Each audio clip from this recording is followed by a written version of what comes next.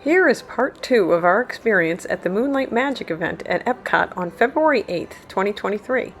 In our last video, we had checked the snack certificate offerings at the Connections Eatery, so we decided to go around the corner to look at what Connections Cafe had available.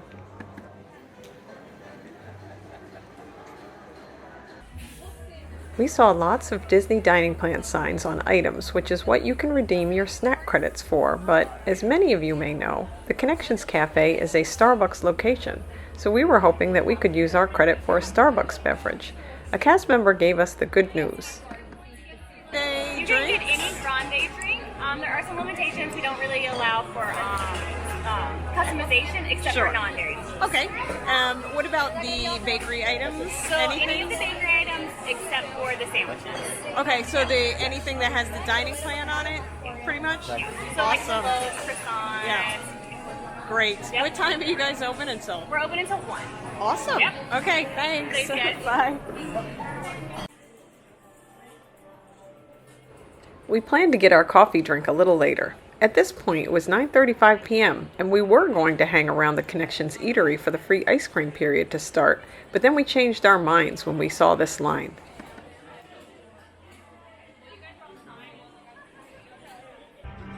Instead, we decided to take a little walk to enjoy the evening sights at Epcot.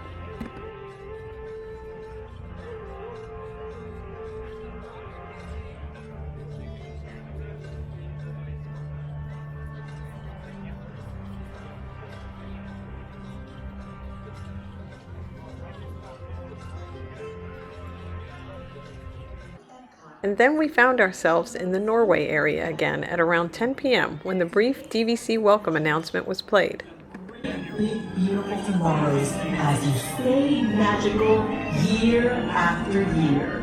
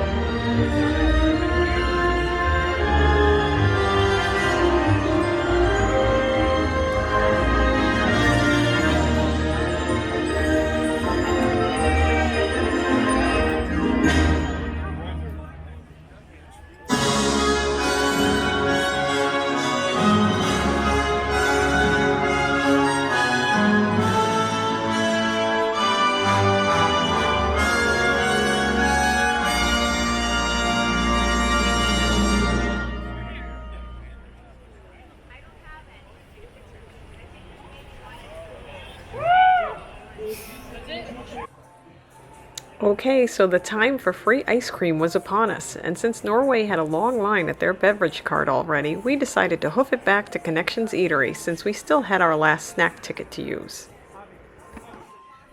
It looks like our strategy paid off since the long line was gone and there were plenty of boxes of ice cream available.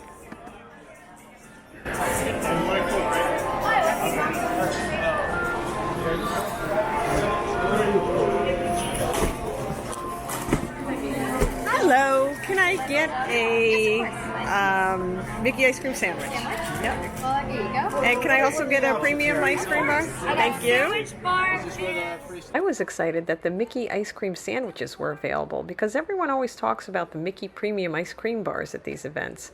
But it turns out that I ended up liking the Mickey premium ice cream bar better, but mostly because of where it ended up.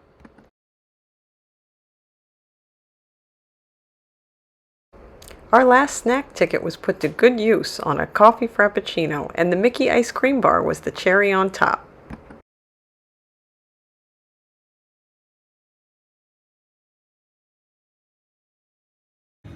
Well, after that ticket and dessert, we went out to see what else was going on in the world. Looks like Duffy was getting the party started.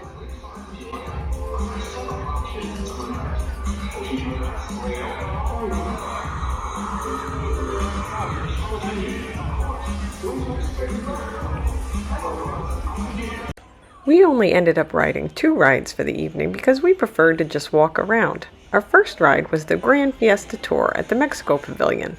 This ride is usually a walk-on anyway, but tonight was special because we got our very own boat for just the 2 of us.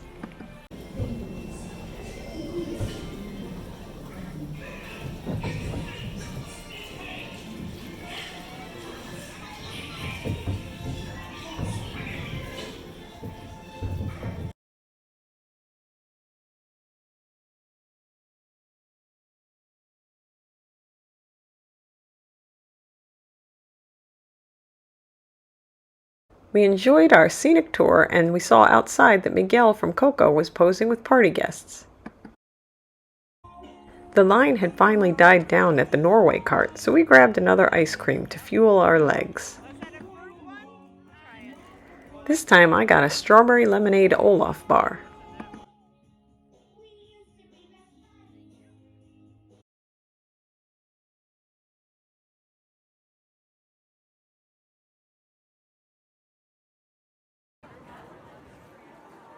We walked back through the World Celebration area again on our way to check out the silent DJ near the Figment ride.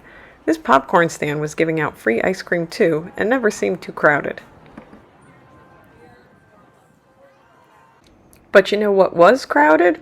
The land snack cart that had the Mickey pretzels. This line never seemed to get shorter every time we walked past it. I don't have any pictures of it, but the line for the Canada popcorn was really long all night too.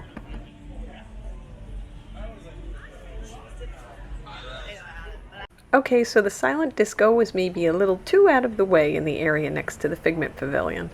There weren't many participants when we stopped by. We were glad we didn't have the headphones on though, because we would have missed the welcome home fireworks.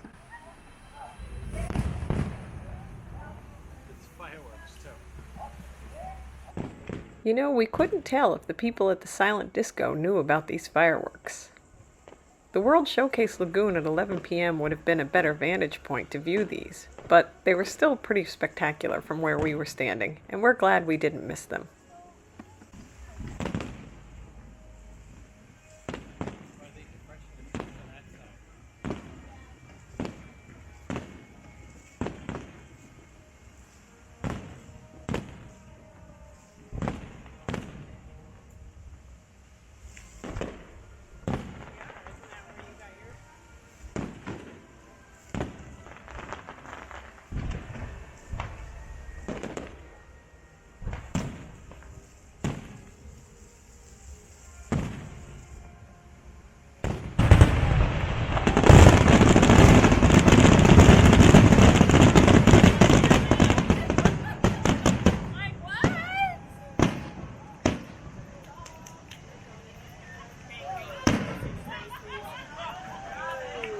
We didn't see any signs of Figment in the Imagination gift shop, but Joy and Sadness were there.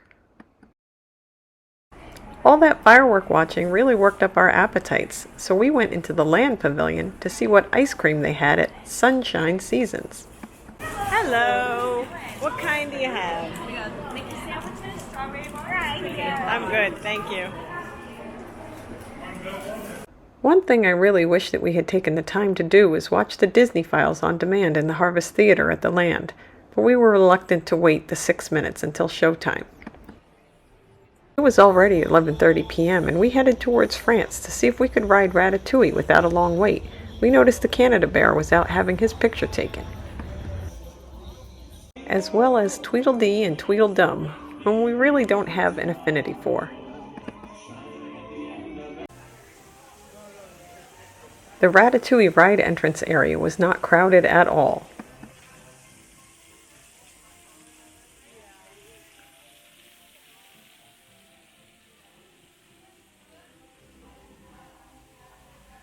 The sign said it was a 20-minute wait, which was pretty accurate. We waited about 17 minutes before getting into our ride vehicle, which was not too bad.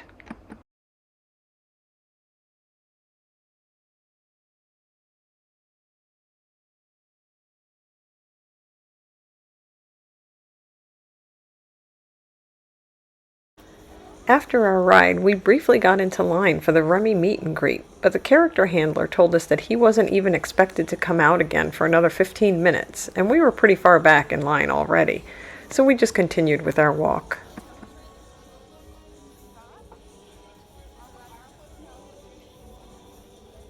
It was getting close to the end of Moonlight Magic, and when we tried to walk through World Showcase via Morocco, we were told that the area was already closed, so we headed back in the other direction and watched the DJ's final performance.